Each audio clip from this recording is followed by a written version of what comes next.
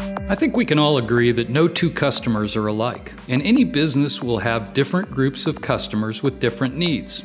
So how does that affect your CX strategy? I know all of our guests want this great experience when they walk in the doors, and we know that that's what they're looking for, and we really strive to match that expectation. However, truthfully, what we know is that our guests really spend different price points for their entertainment. Prioritizing your CX efforts based on customer segments on this episode of the CX Leader Podcast.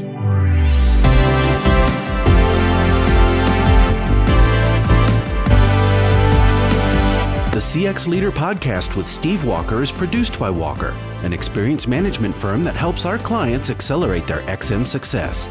You can find out more at walkerinfo.com. Hello, everyone. I'm Steve Walker, host of the CX Leader Podcast, and thank you for listening. As we say in every episode, it's never been a better time to be a CX leader, and we explore the topics and themes to help leaders like you deliver amazing experiences for your customers. It's no secret that most companies have different groups of customers with differing needs. And we as CX leaders naturally need to be able to adapt our programs to account for those differences. Depending on your company, differences between your customer segments might be small, but for businesses where each segment's needs are vastly different, more complex experience strategies might be necessary. So how does a CX Pro design and execute for different customer segments? Well, I'm really happy and proud to have our guest on this week who is very qualified to discuss this topic. Leigh Redington is the general manager at Potawatomi Carter Casino Hotel in Wabeno, Wisconsin. Leigh, thank you for being a guest and welcome to the CX Leader Podcast. Thank you. I'm very excited to be here. Well, we're excited to have you here, and I think this is just such a great episode, and I can't wait to get into the topic because obviously, the hospitality industry has always been one of the leaders in segmenting their customers and using the analytics to drive great experiences. But before we do that, I always kind of ask for some context. I just want you to be able to share with our listeners a little bit more specifically about your background and how you became general manager, and then a little more about the Potawatomi Carter Casino. Yeah, absolutely. So thank you for that question. I have a background actually in human resources, a bachelor's with that emphasis in human resources, but also in organizational development. And I was able to really take my education to the next level with my master's in business administration, which really gave me the opportunity to get into organizations and really fundamentally look at what worked and didn't work. And all of the organizations I've worked in, I'm really focused on how we interact with our guests as well. So that has given me a really good opportunity to understand from both the employee perspective, how we need to train and really get them into the mental thought process as to what it is that we do as an organization and how we treat our customers. And then even in the jobs that I've had, I have customers too, right? Our employees might be our customers, but then I'm also working with the guests that we have on our properties. So it's been a really great experience for me to take both of those perspectives and put them together to really create actionable results. And just for our listeners' information, now you are recently promoted to be the general manager of the Carter Casino. But prior to that, you were the CX leader at casino that's in Milwaukee, right? Right. So my title was actually Director of Learning and Workforce Development, and that's where CX lived. And we really focused on ensuring that we were working with both our marketing and database teams to ensure that we were training correctly, looking for the right information so that we really are using data in the right way in our organization to push forth those CX efforts that we have. Yeah, well, I think you're an inspiration to all of our listeners for making the leap from CX right to the general manager role, which I think is a great testament to the maturity of our profession today. That folks with this kind of background and pedigree are looked at for the C-suite. So congratulations to you. Now let's talk a little bit about the Potawatomi Hotel and Casino. As I told you, I'm a fan of the casino industry. Not only do I enjoy going to casinos and participating, but it's a great business model specifically for the CX profession. So just tell us a little bit more about your organization and just the scope and scale of your operation there. Sure. So Potawatomi Hotel and Casinos really has two different locations. The location in the Milwaukee area is absolutely that metro area. It is the hub of entertainment here in Milwaukee, where we can offer both the gaming operation side of things, we have food and beverage offerings, and then we have the entertainment spaces as well. Yes. And then in Wabeno, we have Potawatomi Carter Casino and Hotel. And that's really more of that resort destination type of casino and hotel experience. And up there, we're really working to expand the offerings that we have as well, and really just elevate what our guests are looking for and really anticipate what those next needs and desires that they have, so that we can go ahead and provide that for them. The two properties are vastly different, right? Different locations, different type of markets that we're in, and just that rural versus the metropolitan area. We have to do things a little bit differently in each of those locations as it pertains to our customers. Yeah, so in Milwaukee, the people are coming there for conventions or sporting events or something like that. What are the attractions in Wabeno? Is it just both all season sports? Basically? All season sports. Outdoor. Yep. Northwoods of Wisconsin, you have everything from, your fishing and your boating activities in the summer on the lakes. Then you have the beautiful trails for hiking, but we also have this whole UTV and ATV excursion and activity that happens up there. And there's miles upon miles of paved trails for them too. And then as soon as the snow starts, we have our snowmobiling trails. So right behind the casino up in Wabeno, we actually have all those trails. So somebody could jump on a snowmobile and be on a trail and hop into the casino for a quick moment and be right back on that trail. Yeah. So we absolutely have fantastic offerings within the Northwoods for people that kind of want to get out of the concrete jungle for a moment and just go have an experience in nature, if you will. And we still bring that entertainment value to them all the way up there. Yeah. Well, again, I hope a lot of our listeners can relate, because I can.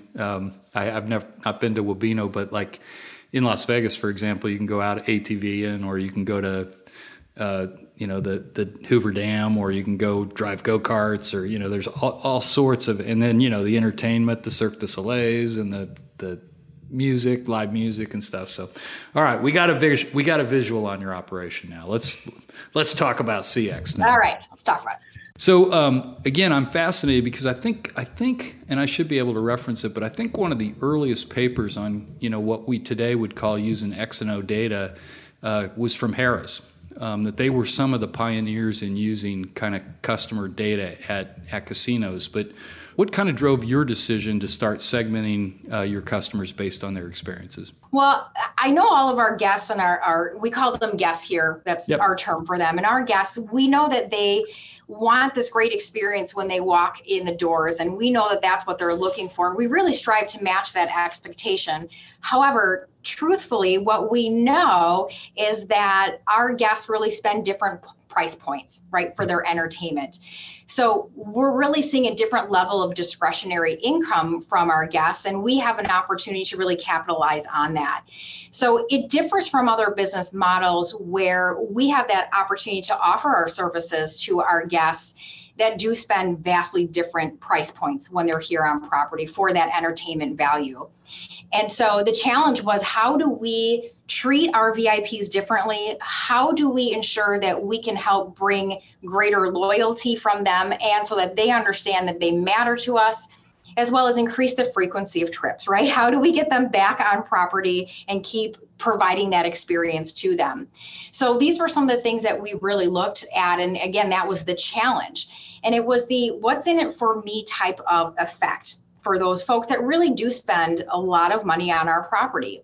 So with the competition kind of continuing to close in on us, and now we know they can use those dollars in other places, right? If you're looking at the city of Milwaukee, there's all kinds of opportunities to take those extra dollars that you have and spend them somewhere else. So what can we do, and how do we really drive the difference with those players that we know make an impact and have an impact on our bottom line. So really, we looked at that opportunity to segment and really look at the data and then determine what it is that we're going to do differently to ensure that they know that we need to provide them with the greatest level of service. So it sounds like you have segmented based on spend. So how do you kind of approach each segment, or what are the segments that you've really tried to focus on? Yeah. So we have data, right, on all of our guests. And it really allows us to dig into those different segments and those different values. And one of those things that we do look at is that daily theoretical play, right, in their location. So how close are they to the casino? And, what do we need to do in terms of promotional reinvestment? How do we increase that reinvestment to those players that we know will bring in that additional dollar for us? So through the data, we can really look at the different pieces and decipher this is where we need to push on that, because this is going to help make that impact on the bottom line for us. If we can dial that in just right, we have an opportunity to increase those promotions and really target and then validate that our marketing efforts are going well from that perspective as well. So we really allow data to help drive the decisions that we make in terms of the promotional mix from a marketing perspective, but then also how we need to stand back and say, what is my role as a casino host or as someone that really caters to the VIPs? What do I need to do differently based on that data that I have and how I know it's going to bring a return trip? So you've actually taken this all the way to the folks that are out in the hotel and casino to make sure they know who the VIPs are, right? Absolutely. I think that our intent is to ensure that the moment we know somebody is here that really is a high roller and they do spend a lot of money with us, we want to make sure that we are connecting with them, we have a high touch point with them right away, and that we not only anticipate what they're looking for when they're on property, but we can elevate that experience as well.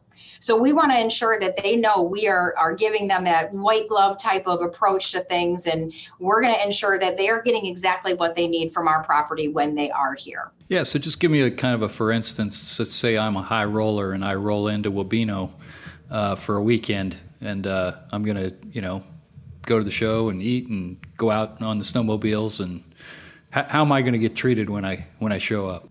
Well, our casino hosts are very familiar with our guests as well. So as soon as they know someone's coming onto the property that they have a really good relationship, it's that relationship building right at the moment they walk onto the property. So the casino host will have that opportunity to go and find them and welcome them. And, hey, what are you looking to do while you're here? Because up in the Wabeno area too, that's more of that resort style feel. So we know they're going to be there maybe for a couple of days. Yeah.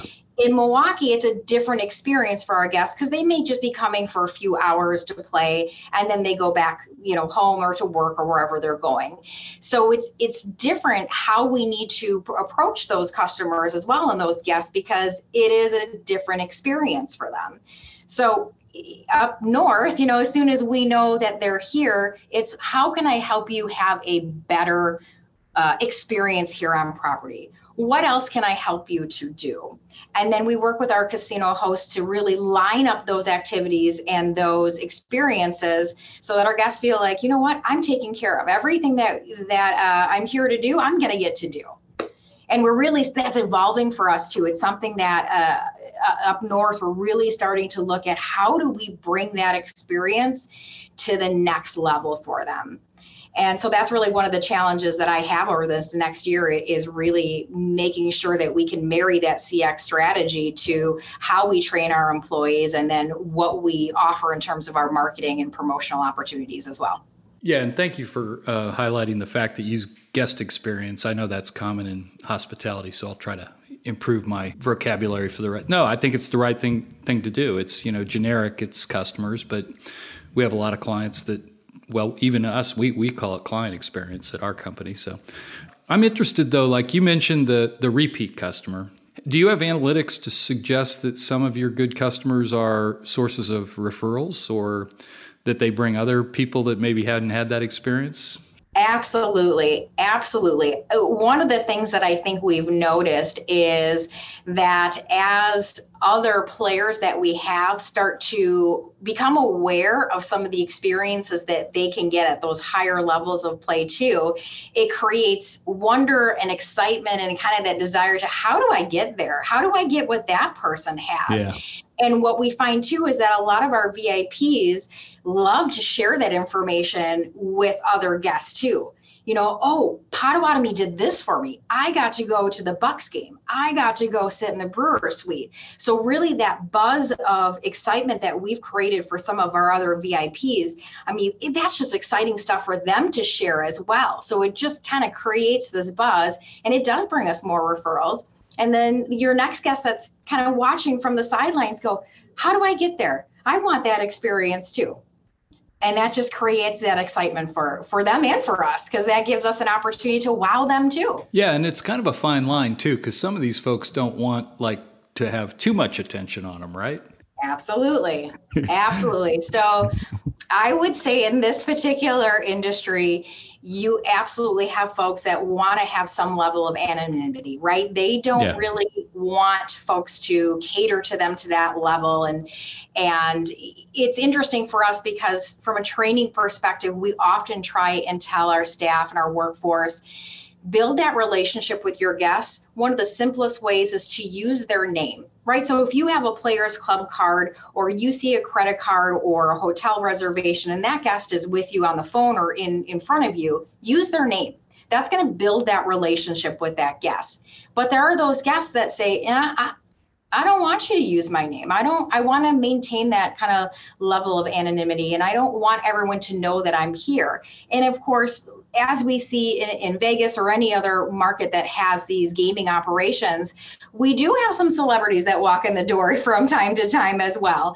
And so they're not looking to really have all that attention paid to them as well. Yeah, it is. It's a fine line. And you know, again, you have to treat them the way they want to be treated. And it sounds like you have a really sophisticated approach to that, which is exactly what we'd advocate for here on the CX Leader podcast. Is, you know, personalization is one of the absolute best things you can do as a CX leader, is personalize that experience to your customers. And in order to do that properly, you got to segment them and segment them not just on their behavior, but their preferences and the way they want to be served too. So absolutely.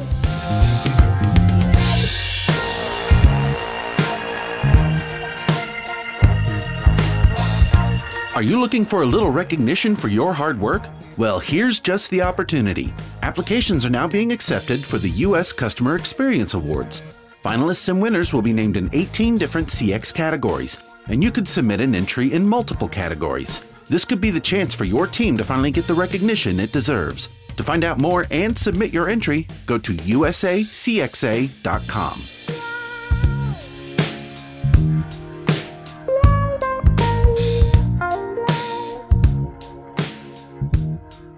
Hey, my guest on the podcast this week is Leigh Redington, the general manager at the Potawatomi Carter Casino Hotel in Wabeno, Wisconsin. We're having a fascinating discussion about how you apply experience management strategies to the hospitality and casino business. Leigh, we talked a little earlier about retention and referrals, but you guys also do some outreach in terms of advertising to attract new customers or repeat customers for that. How does the segmentation work in terms of your ad strategy or even your ad spend? Yeah. So we have an opportunity to really look at that daily theoretical play, as we call it.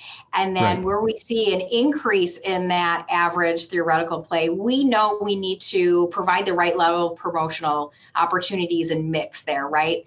So we're really evaluating that as we look to push additional promotions or push additional marketing opportunities to some of our staff. So we do look at it differently. And then in terms of how I'll say advertise, our guests are very aware what the loyalty tiers are, right? So our Players Club, our Rewards Club, it's something that we communicate, we share that information as far as even what types of opportunities and experiences they can get based on their level of play. So it is something that is very known by our guests. They want to know, how do they get into that next level and how many more points do I need to accumulate, as far as reward play. So it does help us to really be able to show that differentiation between the different levels of play, again, to kind of increase their excitement level. And it's that, how do I get there?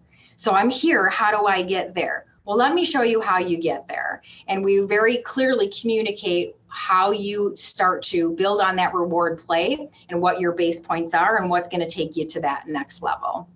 Yeah, there's actually there's a reason why they call it game theory out there for a lot of the social media apps and all those things. There's a very much of a human psychology thing that gets triggered there, isn't it? Absolutely. Yeah, association, I guess.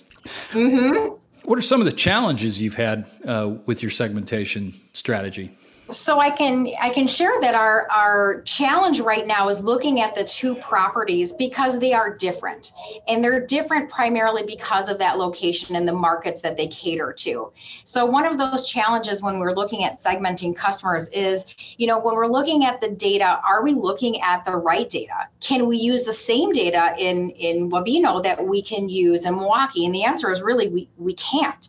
So it's been a challenge for us to really understand, what are the metrics that we need to review and to analyze as part of the segmentation. Because when you are here in the Milwaukee area, a trip is a lot easier than if you're up north in the North Woods. It might be a 30-mile commute to get to the casino up there versus here where it's greater accessibility.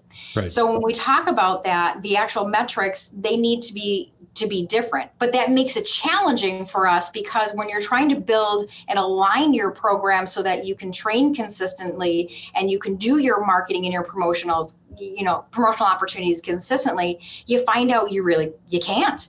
And you do have to take that moment and look at each of those properties a little bit differently because of location and because of what that market is and because really what the experiences that those guests in those two locations are also looking for. So that's been the biggest challenge, is just trying to figure out, can we be consistent? And right now the answer is no. And that's okay. It's okay. It's not bad to have different metrics right now. We'll get there where we can really be more consistent. But the challenge really just is we need to approach these two different properties a little bit differently right now.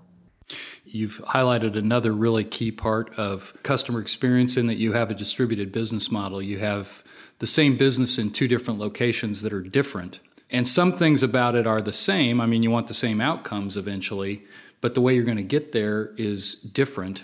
And in some ways, you got like two laboratories that you can experiment with, right? Absolutely.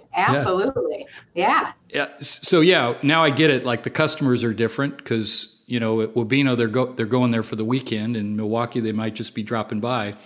What about the employee experience? I imagine it's different at both places, right? It is. And so this is really where my passion comes out because my background roots, really, right?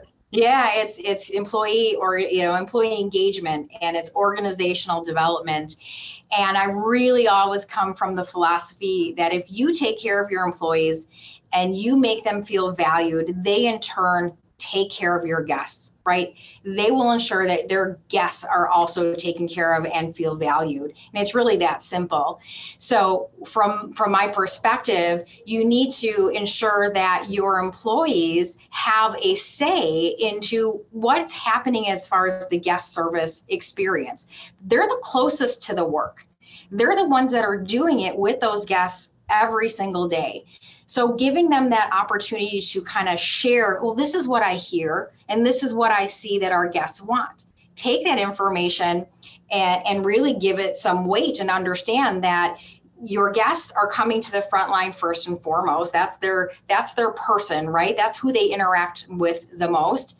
Listen to the employees and let them have an opportunity to provide some of the feedback that they get also from the guests.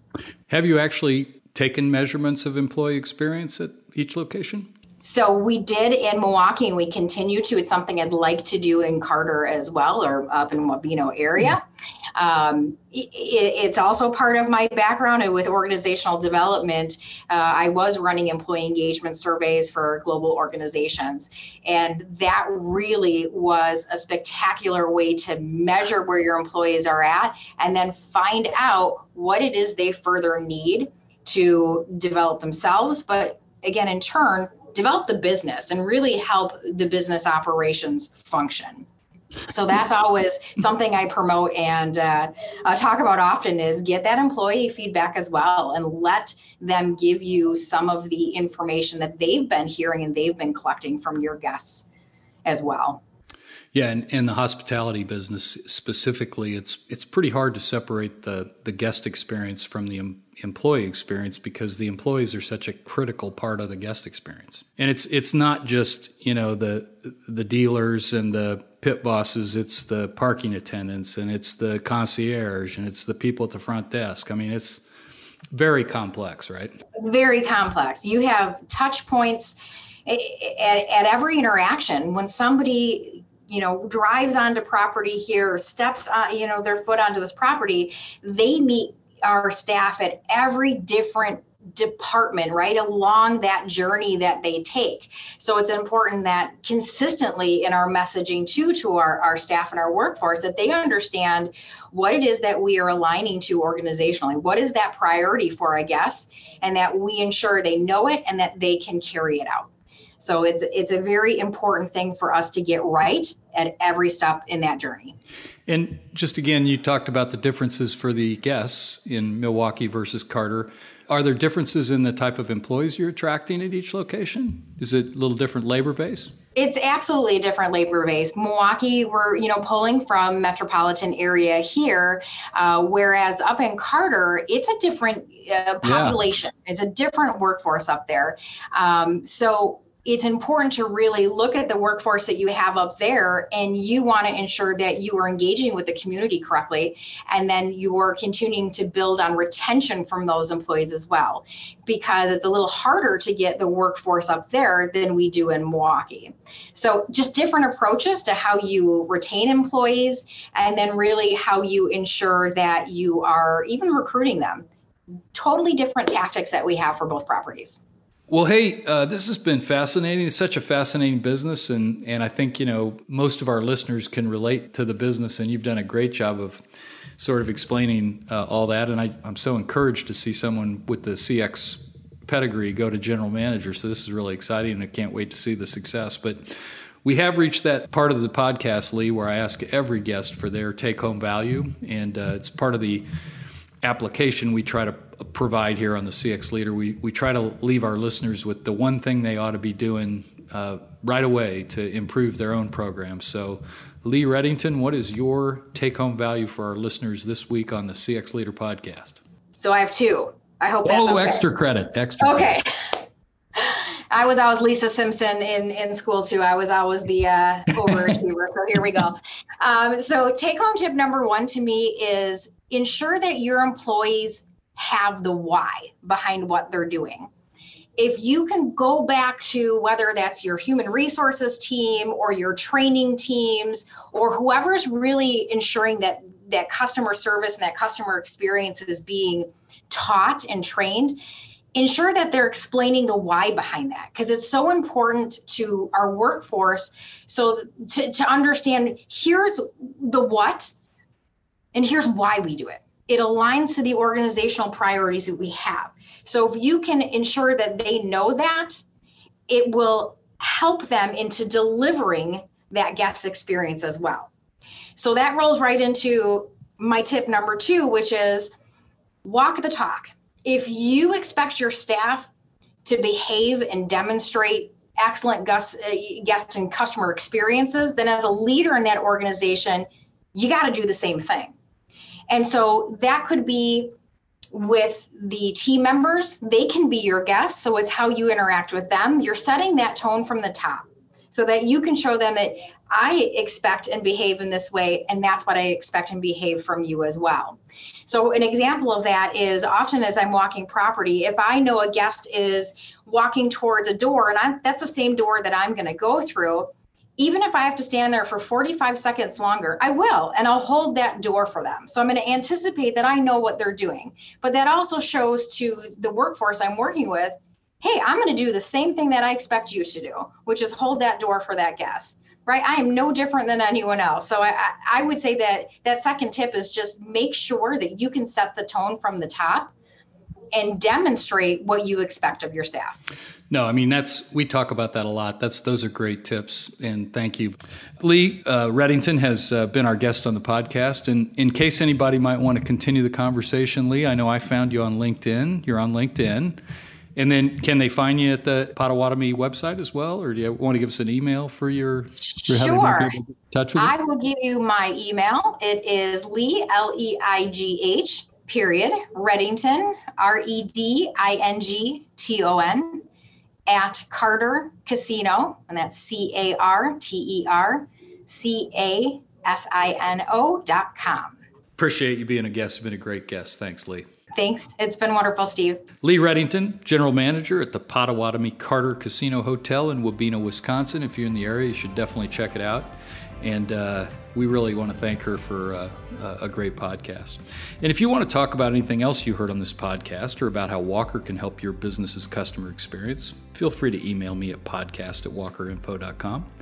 Remember to give the CX Leader podcast a rating through your podcast service and give us a review. Your feedback will help us improve the show and deliver the best possible experience for you, our listener. Check out our website, cxleaderpodcast.com, to subscribe to the show. Find all of our previous episodes, podcast series, contact information. You can drop us a note, let us know how we're doing. The CX Leader podcast is a production of Walker. We're an experience management firm that helps companies accelerate their XM success. You can read more about us at walkerinfo.com. Thank you for listening, and remember, it's a great time to be a CX leader, so go out there and explain your why better and walk the talk better at your organization. And we will see you again back here next time.